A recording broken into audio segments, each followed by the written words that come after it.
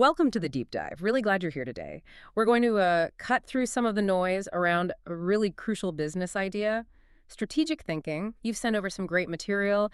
And, well, our mission today is to unpack what strategy actually means. How do companies make those big plans, decide where to put their money and people, and navigate the competition? Think of it like getting under the hood of how businesses really aim for success. Exactly. And our goal in this deep dive isn't just, defining words.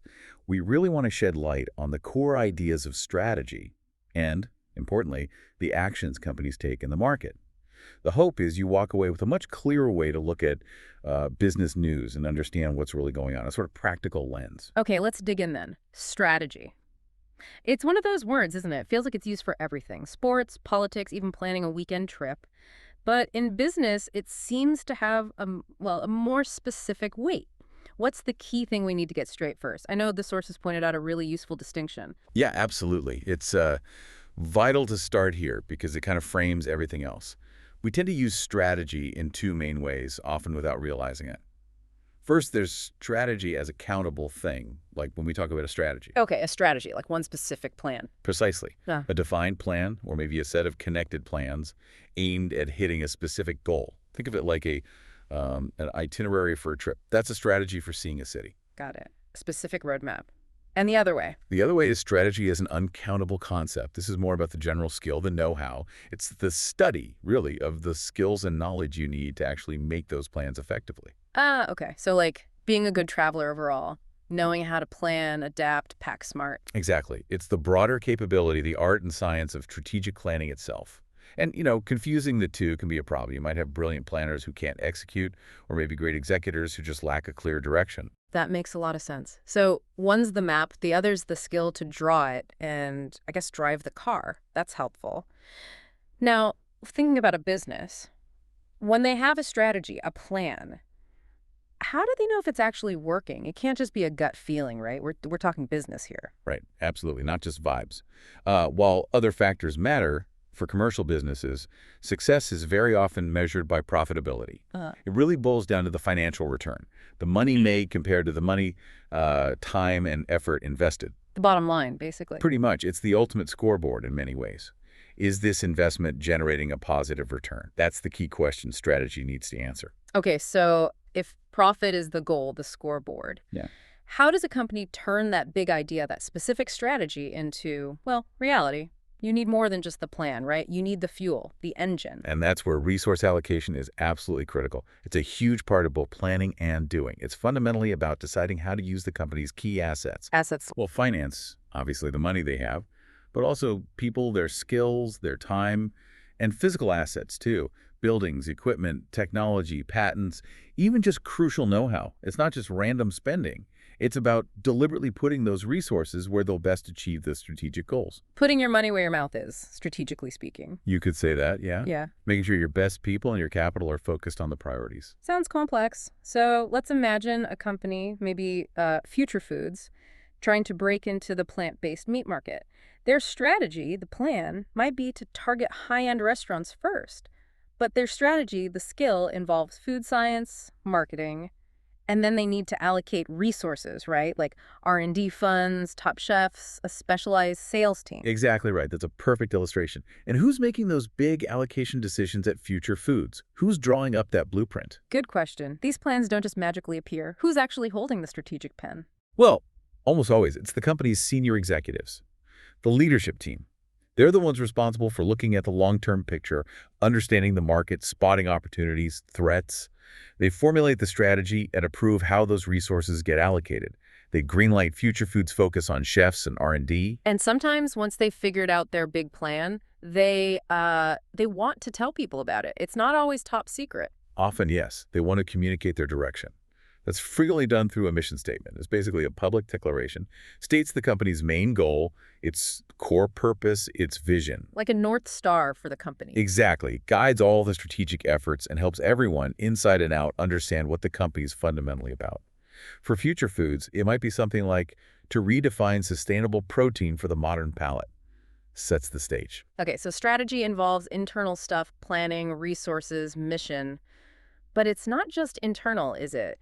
It's also about how Future Foods interacts with others. competitors, partners? Oh, absolutely. The external dimension is huge. One key way companies interact is through strategic partnerships. This is where two or more companies team up, usually to achieve something specific that benefits them both.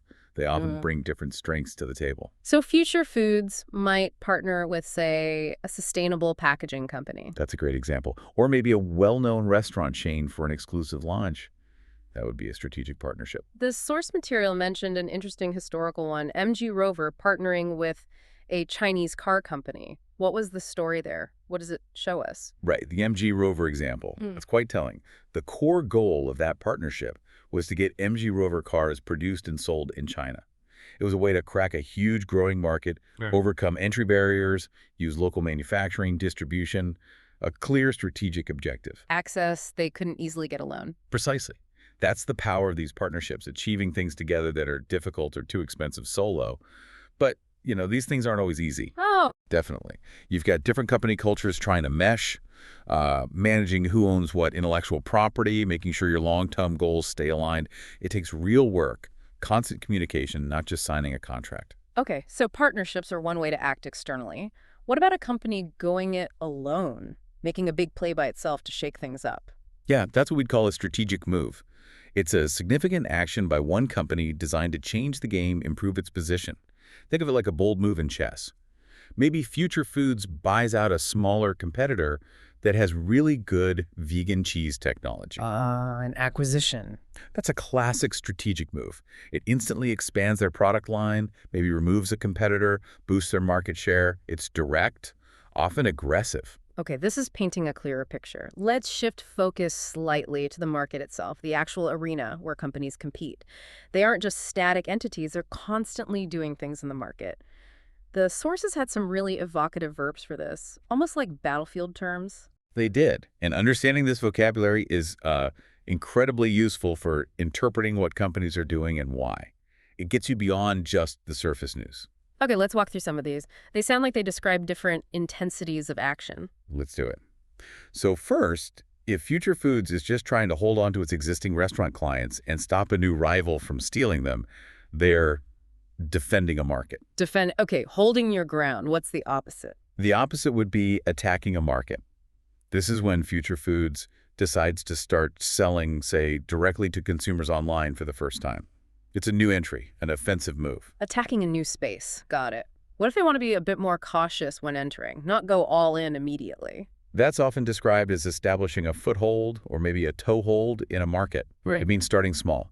Maybe Future Foods launches only in one city first, or with just one product line online. Get a feel for it, learn before expanding. Like testing the waters, building a beachhead. Exactly. It's a strategic first step, often in preparation for a bigger push later. And when that smaller step starts working really well. Then you might say the company starts to invade a market.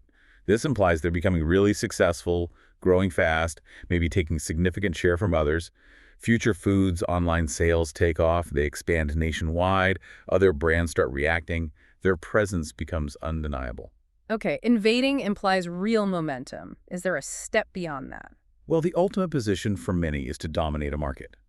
This means being the biggest player, the leader, holding the largest market share, maybe setting prices or trends. Think of brands that become almost synonymous with their category. That's market domination. And I suppose sometimes things don't work out. Right. Strategies fail, markets change, competition gets too tough. In that case, a company might decide to withdraw from a market. They simply stop selling there. Future Foods might pull out of a specific international market. If it's just not profitable, it's cutting losses, a strategic retreat. Wow, okay. Defend, attack, foothold, invade, dominate, withdraw. Those verbs really do tell a story, don't they? So, bringing this all together for us listening, why does knowing these specific terms matter so much? It feels like more than just jargon. It absolutely is. If you connect these actions back to the bigger picture of strategy we discussed, the planning, the resources, the goals, well, understanding this vocabulary lets you analyze what companies are doing with much more depth. You see the intent behind the action. So instead of just reading Future Foods launched online, you might recognize it as attacking a new market channel or maybe just establishing a foothold. Exactly. You can decode the language. Is it an aggressive expansion, a cautious test? Are they defending against a new threat? It helps you understand the dynamics, the competitive chess game being played, rather than just accepting the press release at face value. It gives you a much richer understanding. This has been incredibly clarifying. Seriously, a fantastic deep dive. We've gone from the basic meaning of strategy, that countable versus uncountable distinction was great, to measuring success, allocating resources, partnerships, big moves, and ending with those really descriptive verbs for market actions. I feel like I have a much clearer framework now. Good, that's the goal. And hopefully this raises a question for you, listening in. Now that you've got these concepts, this vocabulary, how might you look at the companies you follow, or even your own organization, through this strategic lens? What moves do you see them making? Yeah, that's a great point. Thanks again for the excellent source material and for joining this exploration with us. So maybe consider this. The next time you see a business headline, a merger, a new factory, a product discontinuation, pause for a second. Ask yourself, is this a strategic move? A partnership forming? Are they defending, attacking, maybe even withdrawing? How does thinking in these terms change your interpretation of what's really happening? You might just spot the strategy behind the story. We'll see you next time on The Deep Dive.